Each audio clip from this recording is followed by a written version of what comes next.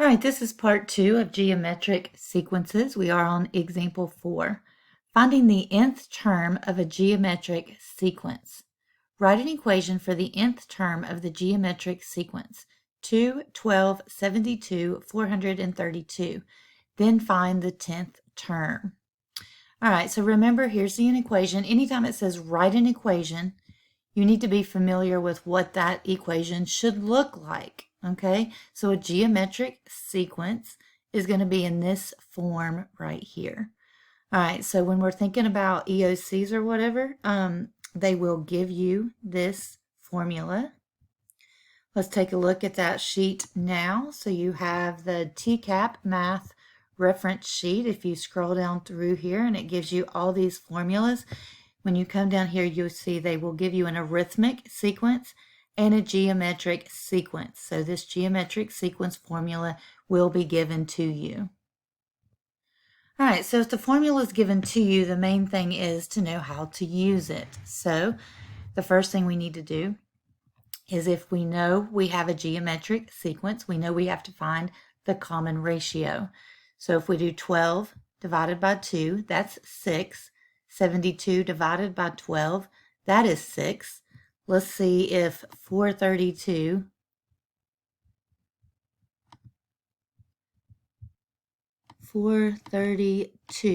divided by 72,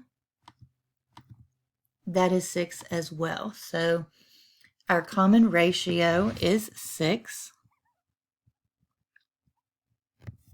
Once we find our common ratio, we also need to know what the first term is, so we can look at the sequence and determine that. So a sub 1 is 2. All right, so that's our first term. Now, looking at the formula, we have a sub n equals our first term times r raised to the n minus 1.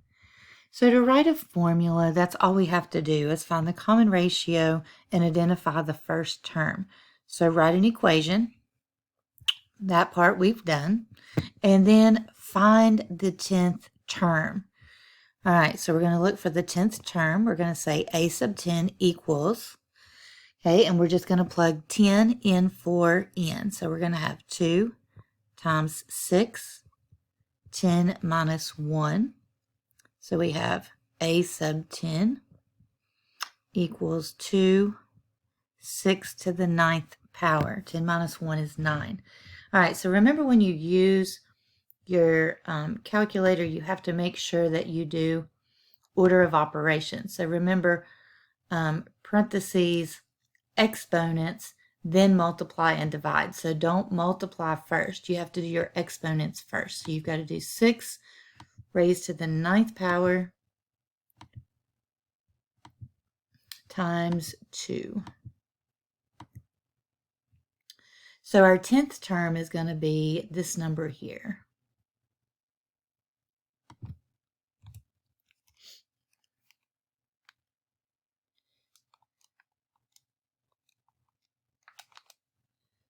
All right, so a 10th equals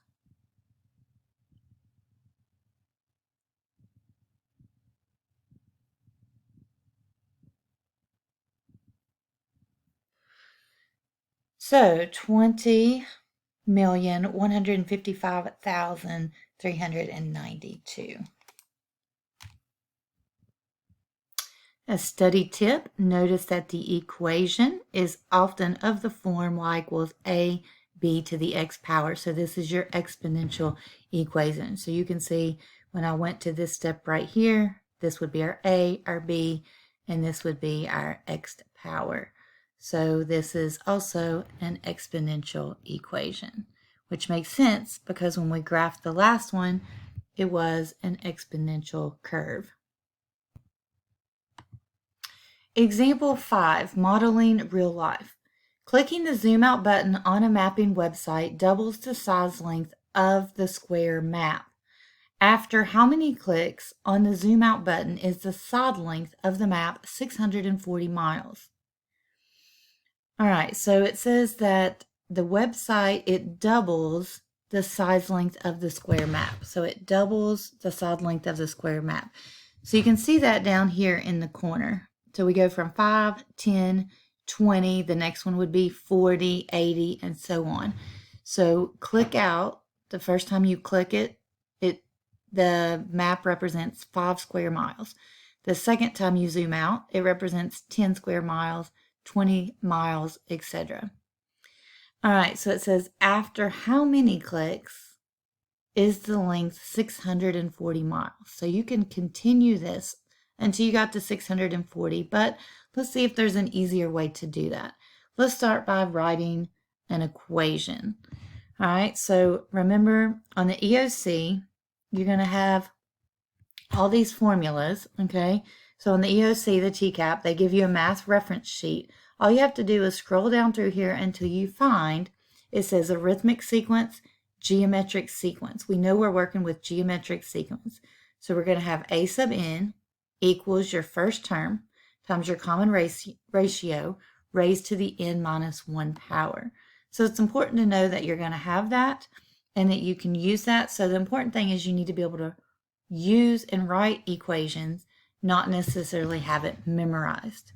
All right, so we can say, looking at our table here, and the fact that it says it's going to double the side length, we know that our common ratio is going to be 2, because each time it doubles.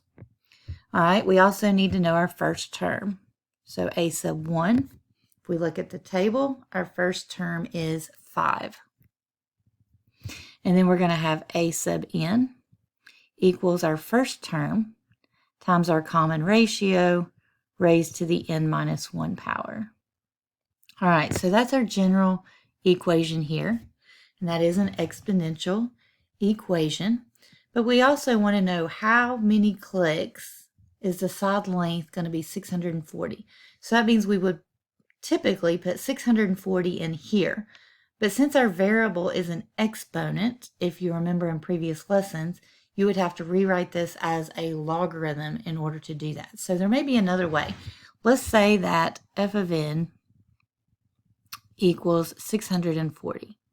So now we have two equations. We have a constant linear equation, a constant equation here, just equation of a line at 640. And then we have this exponential equation. So what we can do is graph these two equations and find the intersection point. And that would be probably the easiest way to solve this, where you don't have to rewrite it or think about logarithms. All right, so, and maybe you like logarithms, some of you guys do, but this is an easy way to do this as well. So let's type in the equation, 5 times 2, and then we're going to raise that. I'm going to put this in parentheses, x minus 1. All right, so that's our first equation. Our second equation is y equals 640. And then I'm going to hit graph. All right, I know I have an exponential equation and I have a constant function, but I also know this is a 10 by 10 graph. So why am I not seeing 640? Because unless I change my window, I'm not going to see 640 here. So I'm going to change my y values. My x's seem to be fine. Let's change my y minimum to -5. And my y maximum needs to go above 640. So let's say 700. Now our scale, if we go by ones, ones are fine for the x-axis, but we probably need to go by something since we're going all the way up to 700. Let's go by 50s. All right, and then hit graph. So remember, these are by ones, and these are by 50. So 50, 100, 150, 200, etc.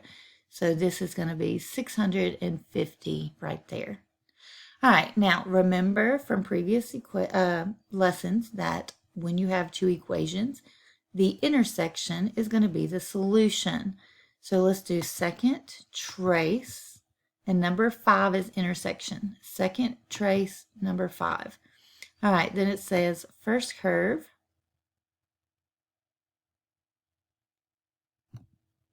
I need to be below that the first time, so hit enter. And then I've got to be on the other side of the curve, so it doesn't matter which line. Hit enter, it's going to guess, and then if you hit enter again, it gives you the intersection.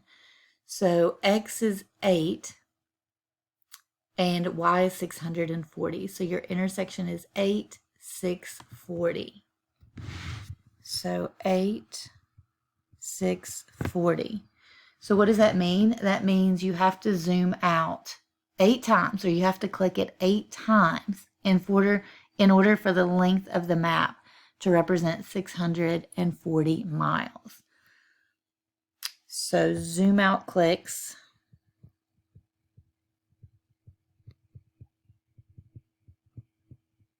is 8, and that'll give us 640 miles.